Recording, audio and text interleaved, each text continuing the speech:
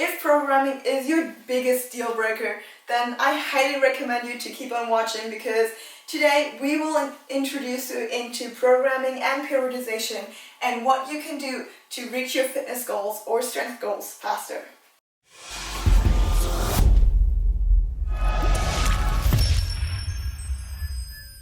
Programming is a big word, and it includes a lot of factors that will lead to your personal goal.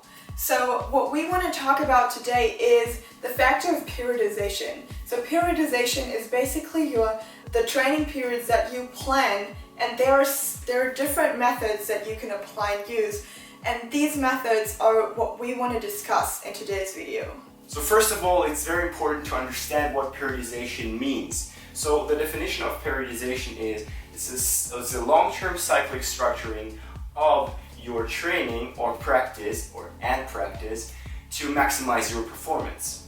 So it's always the goal, or the goal should always be to maximize your gains while reducing the risk of your injuries, or of injuries in general. So keep in mind and think of the periodization as a continuum that always leads to your specific goal. Periodization can also, or is also applied and can also peak specific athletes to a specific competition, let's say, in weightlifting. So periodization is actually applied to a specific weightlifter who is prepping for a competition.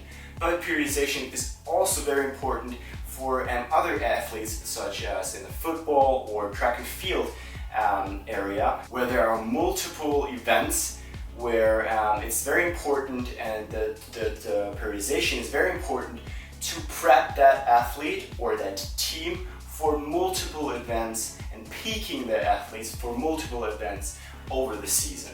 So that's very important to understand first what periodization means and what it does. Why do I need, or why do you need periodization? So we have 4 points for you in which we try to make it clear why this is, or why this can have a positive impact on your training. Number 1 is management of fatigue and injury risk. And how do we do that? You manage your training, or you periodize your training, and that way your volume, your intensity, and your recovery, that is all sorted.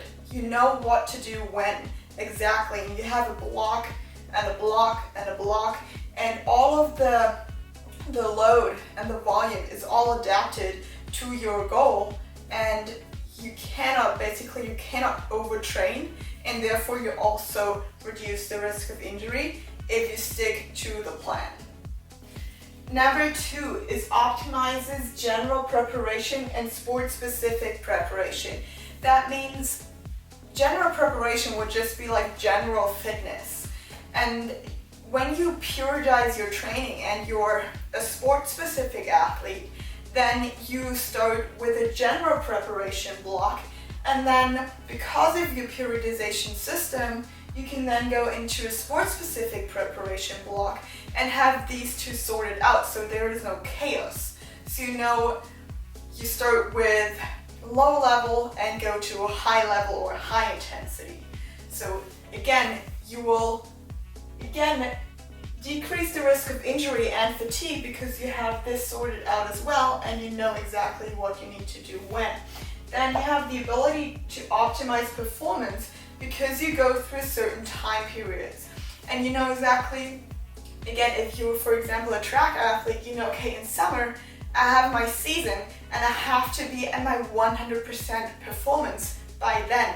And then you use the periodization system to get to your 100% at that event that you want to start and the event that you want to have your best performance. And that's why you can optimize performance to an exact point of time in the future.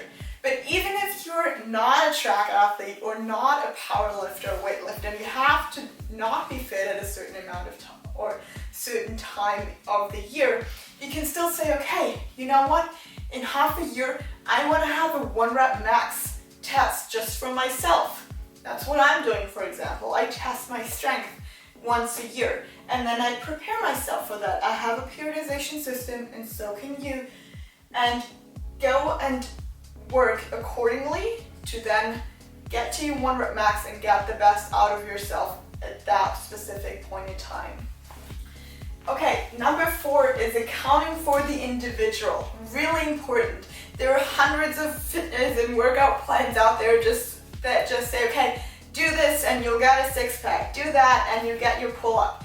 And while that is great and a lot of people will probably get it, they're not accounting for certain factors, and that is age, that is even gender, that is your injury history, your ability or your level or current fitness level basically.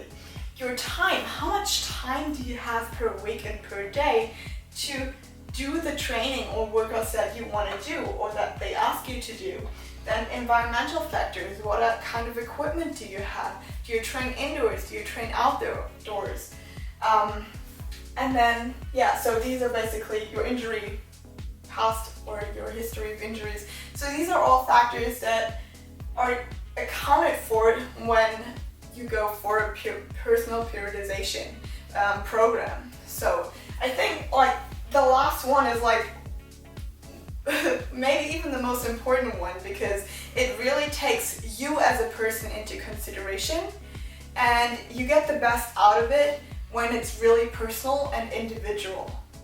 The more personal and the more it is structured to you, your goals, your needs, your level, your age and gender, the better the results will be. And the more general it is, the less specific it is for you, and you may not get the results that you want.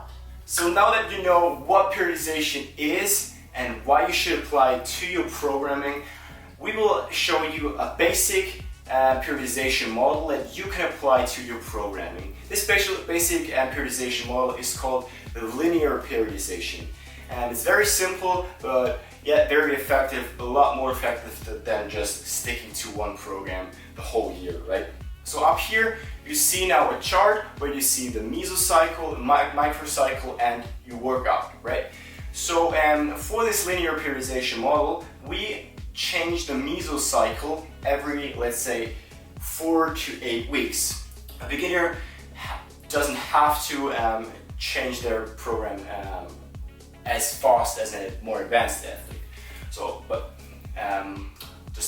that's just a quick side note.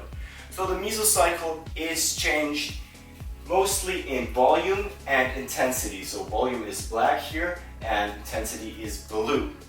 So let's say you want to hit your 1 rep max squat or deadlift, or just get stronger in specific lifts, or if you're a bodyweight athlete, you want to get more repetitions in your muscle up or in your handstand push-up. Then you plan that accordingly with changing the volume and intensity in those mesocycles, right? The microcycle is just 1 week of training, and the mesocycle, there you should, or the model, the linear model describes it, to change the mesocycle by volume and intensity. And in the microcycle, the volume just slowly is very high at the beginning, and slowly, with week by week, slowly gets reduced, and the intensity gets dragged up. So what does that mean? Let's assume 3 by 10, so the volume is 30 reps for, let's say, a squat, and we reduce that by the weeks and get higher intensity. So 4 by 8, 5 by 5, so only 5 repetitions now in 5 sets. That's only 25 repetitions as a total volume, but the intensity is higher because you use more weight. Okay, so hope that's clear. So this will change, and the intensity gets higher and the volume gets lower.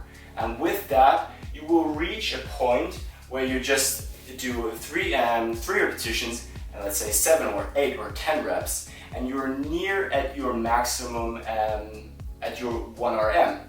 So that's how a programming with this linear periodization could look like if you want to test your 1 rep max. Of course, you're not doing 3 by 10 and then the next week you test your 1 rep max. This is very dangerous, and this can lead to severe injuries, and I would not recommend you to do that. That's why periodization is also so important. Reducing risk of injury, as we said. So reducing volume, intensity over the time with mesocycles, and the technique should always be clean and good. That should be said, but the technique is less important if you have more volume, of course. If the intensity gets higher, the risk of injury to get higher, and you should be very careful and watch out even more for better technique. So that's the red line. So just quickly said, this linear periodization model is very simple and clean and is not very good or very effective for an advanced athlete. But in general, for the normal gym goals, for the normal strength goals, the linear periodization model is very good, and that's why we applied it also in our fundamental strength program. I highly recommend you check that out. You can test it out for free. We applied a clean periodization model, a clean programming, which is very easy to understand, and also with some deloads. That's a very important topic as well, which we also should do a video, and I'm gonna do a video about it.